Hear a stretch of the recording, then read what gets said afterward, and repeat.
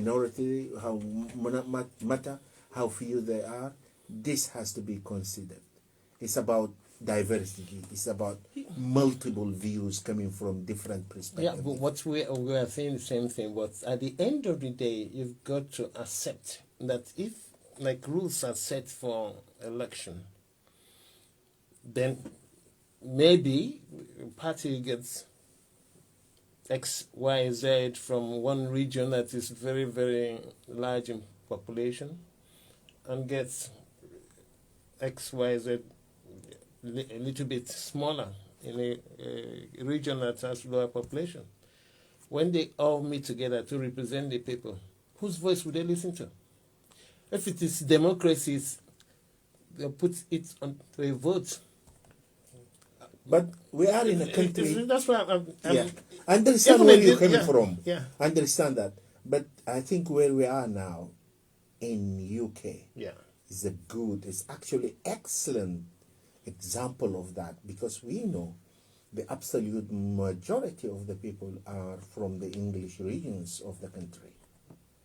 Compare them to Scotland, compares them to Wales or the Irish, the Northern Ireland. Mm-hmm. They are minority.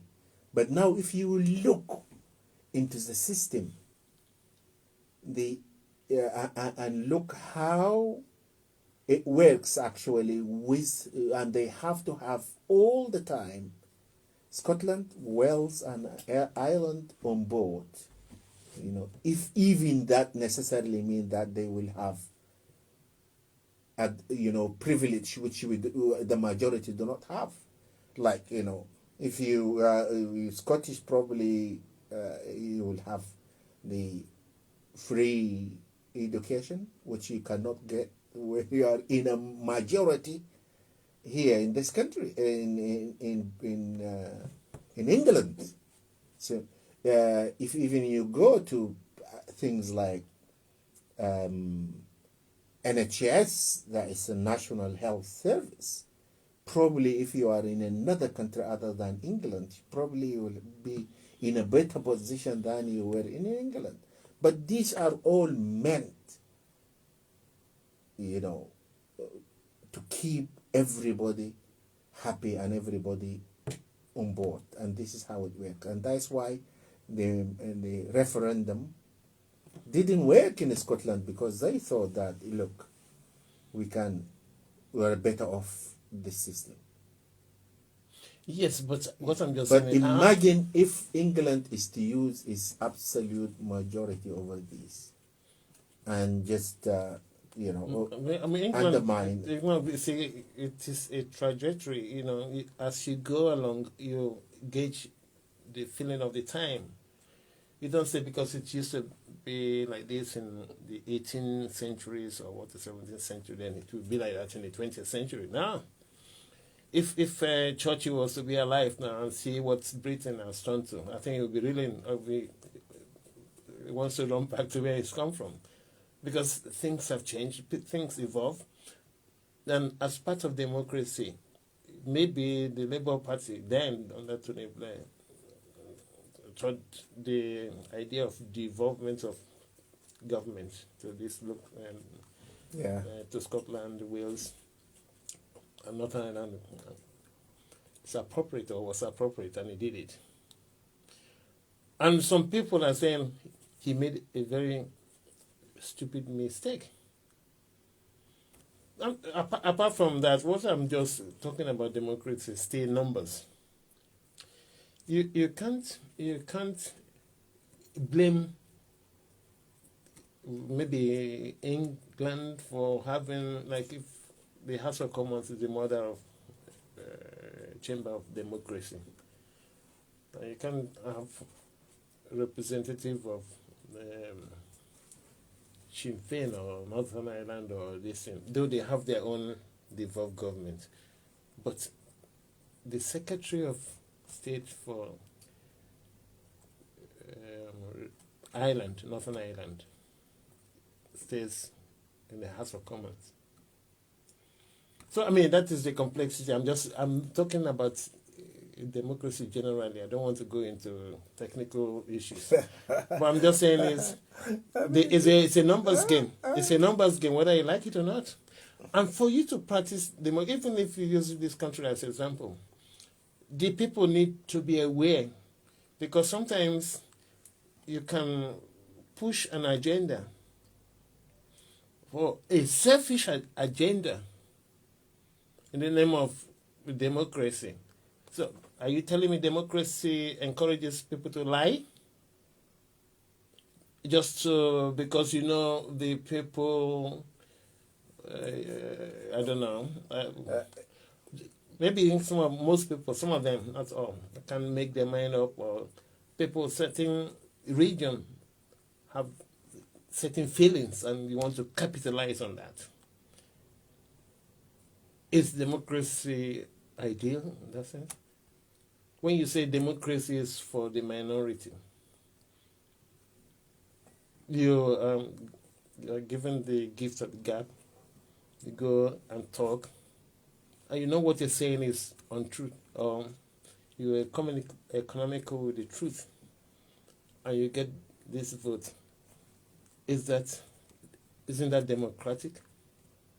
What I'm saying, I didn't quite know what you mean by this, but I've already stated that.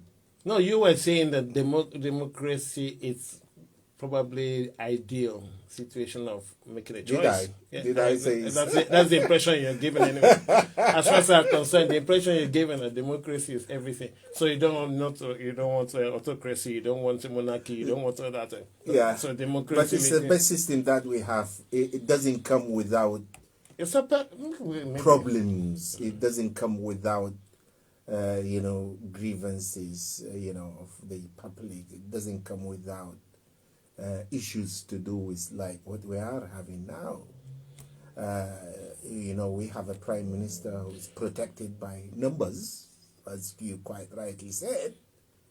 But again, everybody is looking careful, not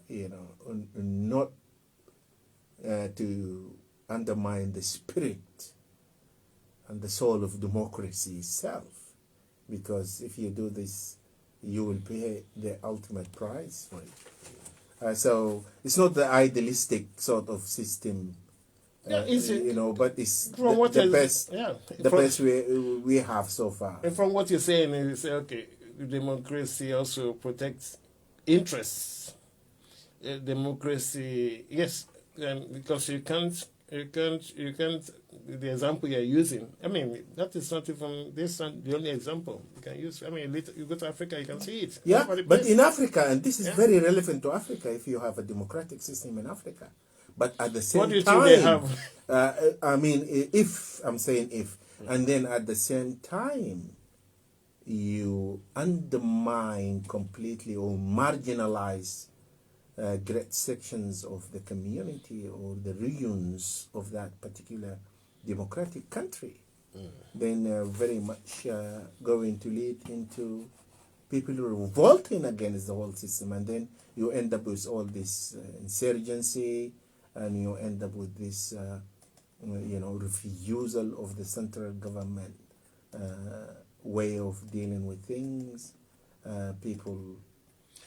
Okay, can we just take, because of our late starting, can we just take a break now? Then when we come back, we'll continue with this democratic discussion. Absolutely, we've got a lot happening in the continent as well. Yes, because we'll deal with all that. Yeah, and then we'll carry on about democracy. Yes, because this is highly theoretical, I think, rather than something to do. No, sometimes it's good to, let me just go and break now before I get myself in trouble. Excellent.